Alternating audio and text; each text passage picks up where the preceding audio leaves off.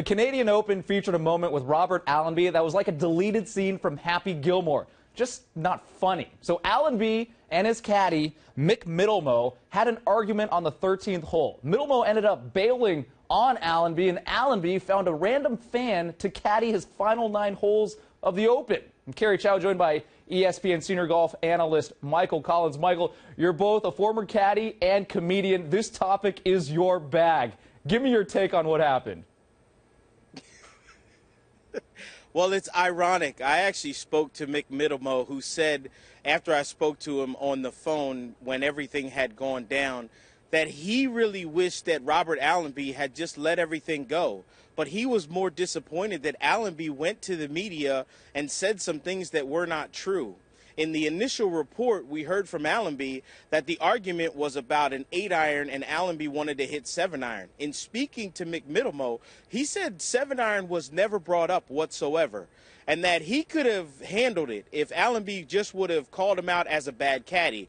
But it was the personal attack and the words used by Robert Allenby that put Mick Middlemo over the edge and had him just put the bag down and go, enough is enough, and walk away. Now, Allenby is known as a player that, let me see, how can we say this in a PC manner, is tough on caddies. And I guess the best way to describe it is Middlemo is not the first caddy to walk away from Robert Allenby, but the 4th.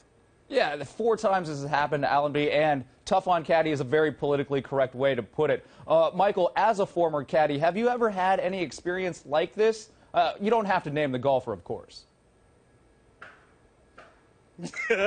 Of course I wouldn't name the golfer, but we're friends now. But there was a golfer that I caddied for that he and I almost came to blows on the golf course during a tournament a few years back.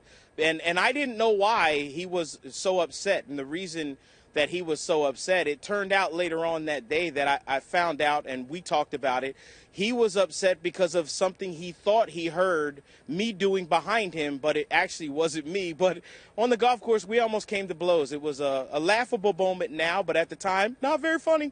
Not very funny at all. ESPN senior golf writer Michael Collins, you are funny normally. I can give you that. 61-year-old Tom Frazier, in case you were wondering, was the fan who caddied the final 9 holes for Allenby. And in case you're keeping score, Allenby birdied the first hole. Later on, he bogeyed 4 straight.